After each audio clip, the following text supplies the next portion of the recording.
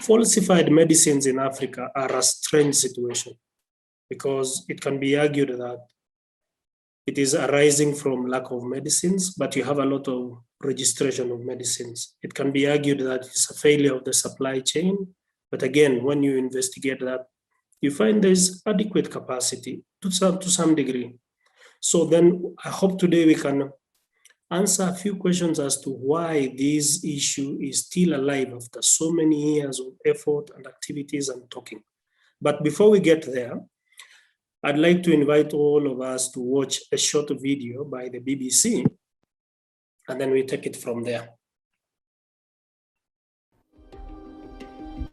300,000 children are killed each year globally by fake medicines, and 42% of fake medicines worldwide are reported in Africa. But we're not talking about illegal drugs on the streets. These killer drugs could be in your local pharmacy, your nearest hospital, or even your home. The criminals who make and sell fake medicines are highly skilled. They can look just like the real thing. So what exactly is fake medicine? It's medicine made to trick buyers into thinking it's real. It could be past its expiry date, contain poisonous ingredients, or have the right ingredients in the wrong amounts. Rat poison, antifreeze, and paint have all been found in fake medicines, as well as chalk and salt to bulk them up. Fake drugs are made and transported across the world. Sometimes they're intercepted, but many are so convincing that they're not detected and they can be taken by patients. These medicines won't make you better, but they could make you or your family sick or even kill you. So why do criminals make and sell fake medicines? Medicines are big business, so huge profits can be made by selling fake or substandard products. With the COVID-19 pandemic, the risks are even higher. Increased demand for medical supplies, drug shortages, and fake news about miracle cures have created new opportunities for scammers. And on the internet, 95% of online pharmacies worldwide have been found to be operating illegally. But action is being taken. Police are leading international operations to seize fake medicines, and new technology is helping to make global supply chains more transparent.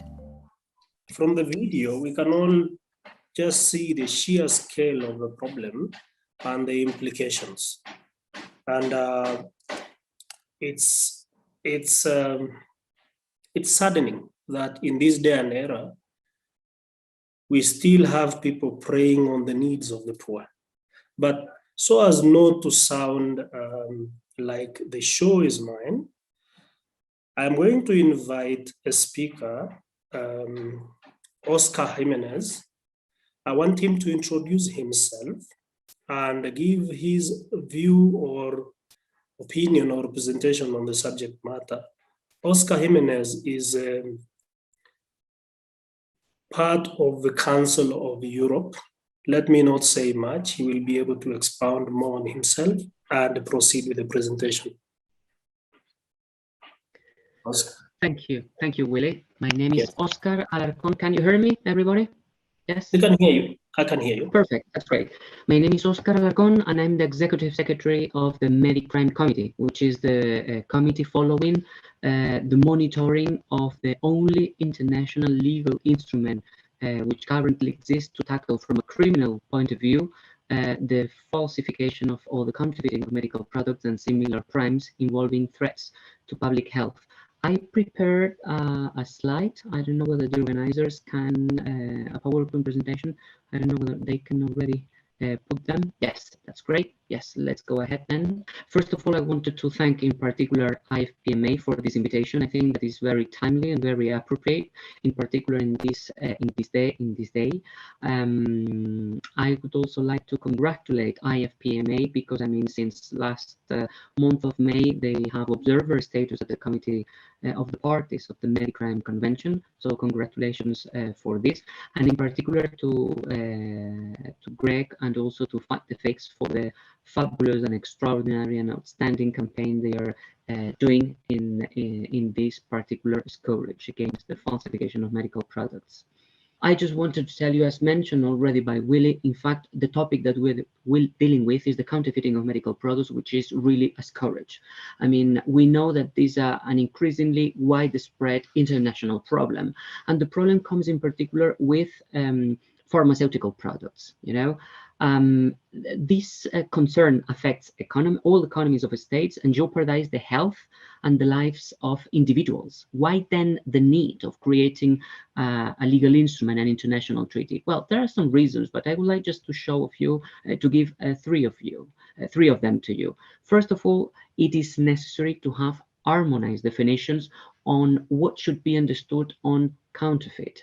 Why? Because it is not the same concept. Me as a lawyer, prosecutor, I cannot understand what in other jurisdictions they understand for this word of counterfeiting, either in Russia or in South America or in Europe or in Africa. So we need harmonized definitions to tackle from a legal point of view this concern. Secondly, we need sanctions to deter this activity. Otherwise, it will continue without impunity. And then the key essence of a treaty is international cooperation. If we do not work together, it could be really, really impossible to tackle and dismantle this problem and all these organized criminal networks. So we have here the only international legal instrument to tackle this problem from the criminal law perspective, which is the Medicare Convention. Only international legal instrument. It's a criminal law convention, even if we could consider that it could be addressed to pharmaceuticals. No, it is addressed. It's a criminal law convention, and it has a multi-sectoral approach. Legal professionals, judges and prosecutors, health sector or health authorities, of course, law enforcement authorities, police and customs, and this is all together, the different actors that we are envisaging. The issue of this convention, this convention is aimed to prevent and combat threats to public health.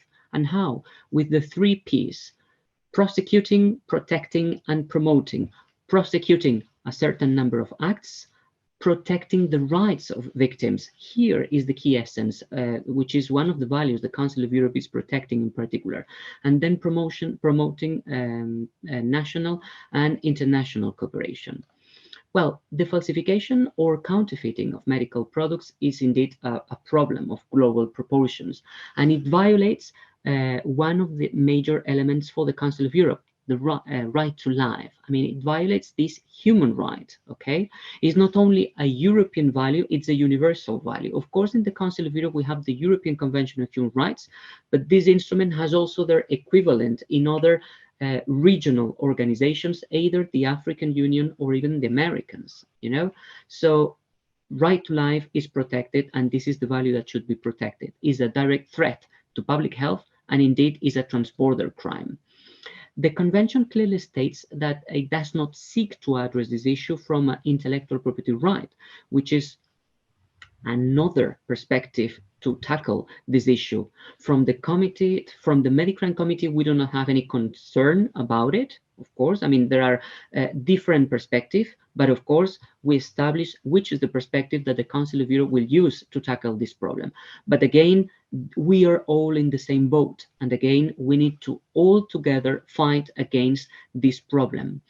It is important, the scope of the convention. The convention talks about medical products. Some of you may know what a medical product is, but we lawyers or prosecutors and judges, legal actors, we don't really know what medical product is. So therefore, the convention establishes on the one side that it tackles medicines, and on the other side, medical devices. Remember, during the first wave of this pandemic, in which we're still currently facing, there were a lot of cases of face masks, hydroalcoholic gels, quite a lot of medical devices that were counterfeited. So as you can imagine, there are quite a big scope, of elements that are counterfeited. And when talking about medicines, the Medicare Convention does not stop to those medicines only applicable to human beings.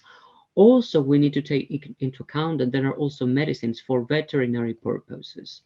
Then, concerning the legal framework, which is the core of this activity, It is important to establish that the convention only establishes 4 criminal offenses, only 4: manufacturing of counterfeits, then supplying, offering to supply, and trafficking in counterfeits, the falsification of documents, and similar crimes.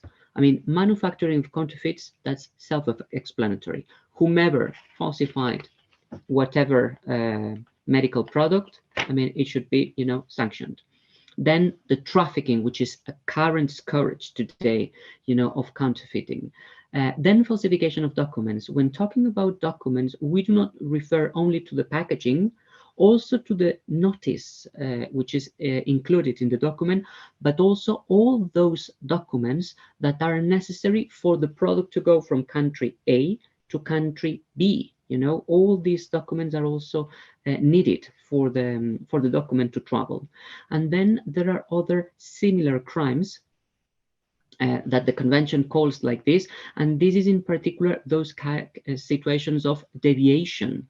For example, nowadays, let's take a clear example. Nowadays, with the pandemic, we have cases of some vials, these bottles where the product of the vaccination is inside. So these vials have been stolen. And what organized criminal networks do? They put some liquid inside and then they sell this product, either online or directly to whomever. So this kind of deviation of the real, the legitimate chain is included under similar crimes, So this is also an issue that the convention pays a lot of attention. Innovative elements included in the convention from a substantive criminal law. Corporate liability, this is extremely important for lawyers, aggravating circumstances, extradition, investigation, prosecution, procedural law, international cooperation, all these tools are included in this convention. I would like to tell you that the convention is a basket, and then whomever country would like to join is free to do it, and it can use whatever instrument necessary to tackle this problem. There is the Medicare Convention. However, there is also another universal convention, the Palermo Convention, which has another dimension, the Transnational Organized Crime Convention, which another purpose, but both of them are completely complementary, okay? Having said this, I would just say that what are the benefits for whomever country to join? Talking about Africa, you need to know that, for example, Guinea, Benin, and Burkina Faso have ratified the convention. Then Morocco, Niger, and Ivory Coast have signed the convention, and Congo, Mali, and Tunisia have been invited by the Committee of Ministers to join following the request. So what are the benefits then for all these countries to become party, to become a member of the convention? Well, as I mentioned to you before, this is a criminal law convention, and lawyers and also law enforcement authorities, they need to have common understanding about the investigation procedure, about how penalties should be applied. So harmonization, of legislation. Secondly, to establish, contact points. We need to know who is dealing with what in every country. It's quite difficult even today, even in Europe, to know who is dealing with what. So that would be a clear message. International cooperation. I could be talking to you years and years about medicrime, but if there are no international cooperation among countries, nothing will happen. The Committee of the Parties is the one following, the implementation of the convention, and where everybody should gather to discuss, not only the parties, but also those who have been invited, and also NGOs and other, for example, another private sector like IFPMA and so on. So please feel free to join. Why? Because the most important thing is to prevent and to protect victims, because at the end of the day, we are talking about health and the protection of health. And this is the issue that is necessary to do in our countries nowadays. If you have any question, feel free to make any question. I'm open to answer. Thank you very much. And sorry for this inconvenience concerning the PowerPoint presentation.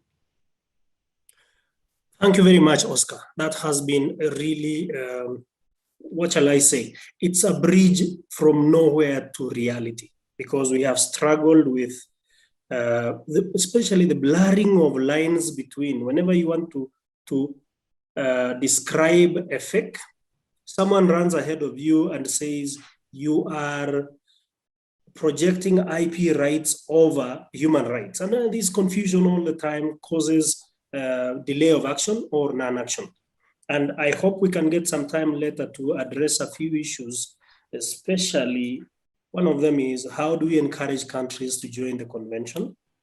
Second, how do we live with the fact that Africa has 54 regulatory agencies not speaking from the same script and causing a lot of confusion and making life difficult towards fighting this issue.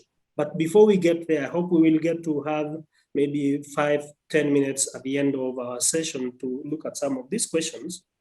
Let me invite Dr. Ogwell from the CDC to give us a presentation also on the subject matter. And I hope, Dr. Ogwell, we can spare some time. We are now about 17 minutes to the end of our session. We can wrap it faster so that we can get a few minutes to take a few questions and review some of the key issues that have been raised. Dr. Ogwell? Good day. So my name is Teresa Madabuko. I'm actually the Chief of Staff for Dr. Ahmed, and I'll be taking the brief keynote presentation on his behalf.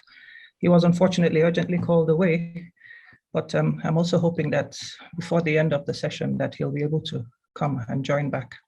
So with your permission, if it's okay, then I will proceed. Kindly proceed. It is the message that is key, not the messenger. Thank you very much for standing in for Dr. Ogwell. Okay, thank you. Thank you for having me. So thank you very much for the opportunity to provide a few remarks today in this important discussion of moving Africa forward towards eliminating falsified medicines in Africa, while exploring how a legislative framework could help. As we all know, we have a huge population in Africa, estimated currently at 1.2 billion, and we also have a very high disease burden of both communicable and non-communicable diseases, which contributes, of course, to an expansive market for the pharmaceutical industry. And then, according to WHO 2017 report, actual estimated annual earnings from both substandard and counterfeit drugs were over 30 billion. And counterfeit and fake and substandard drugs impose, of course, a very high risk to our public health in Africa and contribute significantly to morbidity and mortality. Anyone that has even suffered from something basic as malaria and has taken the false medications for some time and felt worse instead of feeling better could actually testify to this. So under the Africa Union, the aspiration for our Agenda 2063, the Africa we want, is working towards a prosperous Africa imbued with the resources to drive its own sustainable development and long-term stewardship of its resources. And we're looking forward to a time where African people have a high standard of living, quality of life, sound health, well-being, and assured health security. According to the Africa Health Strategy 2016 to 2030, one of the strategic objectives is essential medicines, commodity security, supply systems, in which by providing regulations of medical products and technologies at the continental level should be a priority to support availability of quality products. And hence also the establishment of the Continental Agency, Africa Medicine Agency, which is to assist in improving regulation of medicines, medical products, and technologies. I would like to talk a little bit here about Africa CDC and our new public health order, as well as our response to the COVID-19 pandemic. So under our new public health order, we have 4 pillars in which we are working towards strengthening public health institutions, strengthening the public health workforce. The third one, which is quite relevant to our discussion today, expanded manufacturing of vaccines, diagnostics, and therapeutics, as well as respectful action-oriented partnerships. And I'd like to say here that the current COVID-19 pandemic poses a very serious health threat, as we all know, to both the social, economic, and as well as security threats to the continent. And the full impact of this is yet to be grasped. And one of the, I think it's very important to also share with you some of the things that Africa CDC did, which might be also helpful when we're developing this legislative framework, in the sense that in the response to the pandemic, we had a strong visionary leadership. We acted very quickly, but at the same time, we had good political will, which is always very important. And then also collaboration between all the partners, between member states, to be able to sort of make sure that we respond adequately. So some of the things that we did there was we quickly convened an emergency meeting of African ministers of health, which endorsed the Africa Joint Continental Strategy for COVID-19 outbreak. And also we convened over 3,000 political leaders and technical experts to discuss the COVID-19 vaccine needs on the continent and regional opportunities for driving the development, manufacture, distribution, uptake, and translated these results, the results of this discussion, into the COVID-19 development and access strategy. So, and with this, I also want to say that we also established the Africa Medical Supplies Platform, which is a one-stop online marketplace for procurement and supply of COVID-19 related diagnostics, medicines, and medical equipment for Africa member states, which sort of provides immediate access to vetted manufacturers, suppliers, and procurement strategic partners in Africa and across the globe, thereby helping regulation against counterfeit, fake drugs and medicines.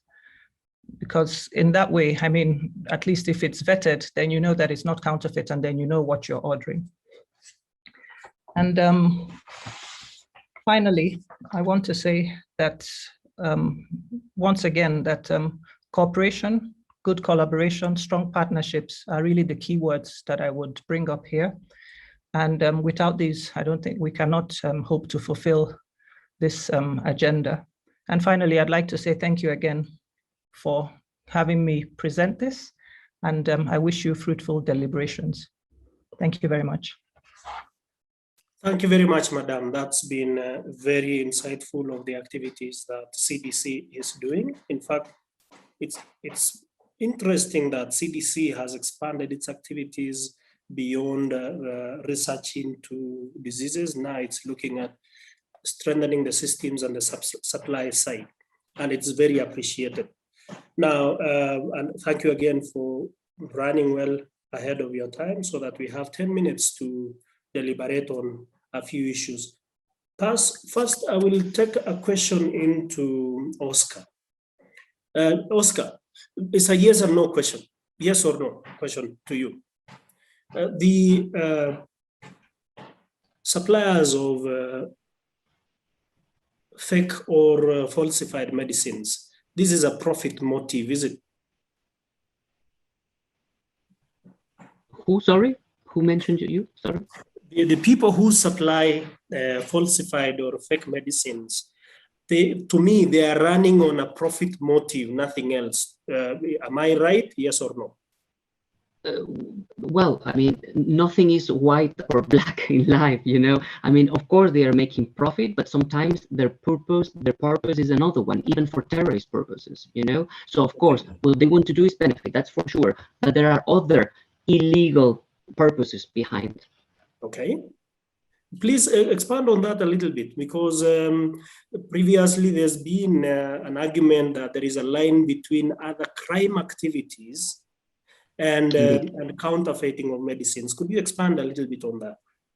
Yes, as you properly mentioned, criminal organized networks. In fact, what they want, I mean, it is not, they do not take care of health of people. If they want to sell, if they want to do, I mean, what they do normally is to try to do everything which is at their means to copy exactly the same product, even if it's a blue pill or a pink pill or whatever, you know.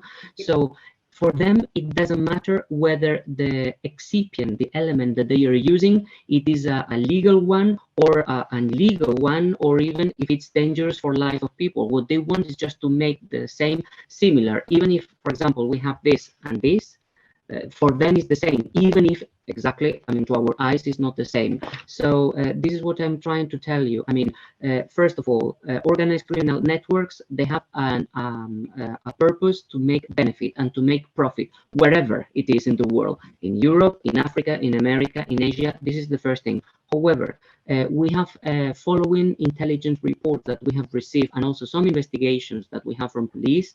We can say that some of the purposes of some counterfeiting of, medical products is for, in particular, finance terrorist purposes, and there is a link between all these kind of illegal criminal activities. This is a reality when you're working in these international criminal networks world.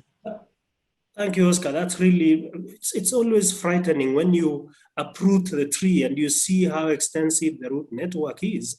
It touches on gun running, global trading in illicit arms, trading in falsified medicines, terrorist activities. They always collapse into one activity network, and it really is very problematic. Now, going back to CDC, Madam, if you may take a question for Dr. Ogwell, if possible. From CAPI, if I speak about CAPI and other related organizations, we've spent time and time trying to strengthen and harmonize, support the harmonization of the regulatory networks in Africa. We've worked with multiple partners, be it NGOs, non-organizations, academic world, to try, and we recognize that the fragmentation of the regulatory frameworks in Africa is contributing to lack of effective measures against this problem. CDC, I see you are now focused on strengthening public health institutions. Do you involve yourself in strengthening or harmonization of regulatory networks, or is this something that you haven't picked? It is very desirable that at some point in the future, Sub-Saharan Africa should have one regulatory agency. Is that part of your thinking, Madam? Thank you very much for the question. So I guess Dr. Ahmed probably would have provided a better response to this, but I mean, I believe that, yes, it is very important to have at least one body or one, regulatory agency that at least provides some kind of convening power, and at least that has sort of like a say to that supersedes or whatever, or takes into cognizance all the other regulatory bodies, but then at least has the final word, because that's the only way I believe that one can sort of move forward. At the moment, I don't really see this as a mandate for Africa CDC per se. However, I mean, we do work, as you know, I mean, we've started this discussion, as I've shared with you, and we do work closely, and our mandate is to, work with member states and strengthen member states, one of which we do through the public health institutions. So, I mean, this might be, and then we also have regional collaborating centers that sort of, so we work with a regionalized approach. So it might be worth exploring for the future how sort of Africa CDC also can work in collaboration with you to see how this could, framework, legislative framework could take place, or, like having one regulatory body. I think that's what I would be able to say for now. Thank you very much, Madam. I will take a last question so that we end our session to Oscar. Oscar, our experiences on the ground is we interface with our partners, which is the regulatory agencies. For example, in the East Africa region, you have the Pharmacy and Poisons Board in Kenya, PPB. You have the TFDA in Tanzania. You have the NDA in Uganda. You have FM Haka in Ethiopia. And all the time we've worked with these agencies. It is very easy to make them the fall guy, if I say so, if I may put it so. It's very easy to blame them as being the failure point in control of these falsified medicines, and I recognize that they also could be struggling, because often they face very strong staffing challenges. They face, of course, a limited reach. They are not able to reach the global scale of this problem. And they have resource challenges. From your side, to what extent do they need assistance so that the regulatory agencies on the ground can be a strong firewall against this menace? Okay, that's a very good, interesting question. In fact, it is true that it can be from an outsider perspective. It can be the case that regulatory authorities in whatever country are the one who need to tackle this problem because in fact they are dealing with medication or with medical products. However, it should not be a narrow view because in fact they are one of the necessary actors to tackle and to solve this problem. As I mentioned, as you properly mentioned, they are, I mean, these regulatory authorities are dealing with the problem. But when dealing with the problem, I mean, I don't think that they are the only ones that should have full responsibility. And why? Because they are very limited in their scope. They are very good in what they do, for example, in analyzing their quality and everything which is related with the medical product itself. But in terms of investigation, with all my due respects, I mean, what can they do? I mean, we need also, first of all, what we need is a legal framework. If we don't have a legal framework in the criminal code, we can be talking about falsification of medical products or even counterfeiting for ages. If there is no in the criminal code criminal offense which allow police to seize and to investigate, nothing will happen, you know. So it's not an issue for regulatory. We are all authorities, all national actors need to work together. Legal actors, judges and prosecutors. We need also regulatory authorities, of course, but we need also, you know, law enforcement, police, and customs. Customs is really important because they are the ones who control, you know, items who comes from outside. And we have discovered in the latest years, there are even some participants in this event that were working in particular with customs, that there is, you know, there is a leakage of these kind of products over there, you know. So it is not an issue to blame regulatory authorities. They are very of very goodwill. However, legal authorities and also law enforcement authorities need to work and cooperate together. Is this easy? Of course not. I mean, whenever you have only one interlocutor, I mean, everything is easy in life. However, here, I mean, everyone wants to shine. Ministry of Justice wants to make a Twitter or make an announcement and say, listen, we seize these things. Ministry of Interior the same, and Ministry of Health the same. Listen, here it's not an issue of shining or not shining. Here we are talking about protecting health of people. And this protection of people counts, first of all, with legal public actors, but on the other side, we need also to count with private ones. They have a lot of information that could be shared, you know. Again, I can only stress that we're all working for the same goal, regardless the perspective that everyone has. This is, I think, my personal point of view, and I think that it works in some of the countries, and why not also in Africa. Thank you. To end our session, because we've come to the last point of our session, I would like to appreciate very much the Chief of Staff for Dr. Ogwell, and also to appreciate Oscar Jimenez from the Crime Convention. This has been an eye-opener for me, especially from Oscar's presentation as to the legal strengthening, the legal implications, the implications of building the right legal framework to support this effort. Now, the takeaway from me, as I hand over back to Greg, from our conversation, the takeaway from me has been, one, how do we support countries to join the convention so that we can build a better framework to move this forward? And I would like all the participants today, all the people involved today, to think about how can we push, support, cajole the countries to join the convention. The second takeaway from me that we all need to think about is the real linkage between falsified medicines and other crime. Falsified medicine is not meant to to benefit anyone, either from the health perspective or from the earnings perspective. It is feeding into other crimes and it needs to be stopped. The third one is the need to build and strengthen partnerships to enable local and global efforts to fight crime, and especially by that creation of the legal enabling mechanisms, the right definitions of the crime, and especially for Africa. The manufacturing is not the problem, as per Oscar's presentation.